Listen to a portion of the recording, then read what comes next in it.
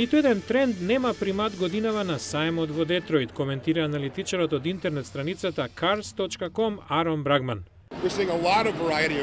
Голема разновидност, луксузни електрични концепт автомобили. Ниту еден не се издвои. Автоиндустријата е на здрави нозе.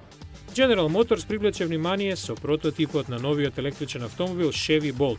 Со 320 км со едно полнење на акумулаторот ги задоволува критериумите на повеќето возачи. А со цената од $30,000 можеби ќе биде првиот електричен автомобил достапен за поширок круг. На презентацијата извршната директорка Мери Бара ја уверуваше публиката. Trust me, this is no stripped-down science experiment. Верувајте, ова не е експеримент.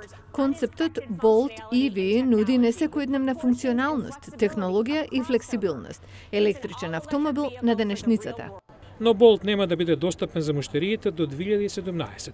Затоа годинава американскиот пазар ќе добие друг футуристички автомобил. Моделот Strati од малиот производител Local Motors има испечатена школка во 3D, а мотор и амортизери од францускиот Renault. Извршниот директор на компанијата Джей Роџерс вели дека печатењето на електричниот автомобил во 3D технологија одзема околу 44 часа само на еден печатач.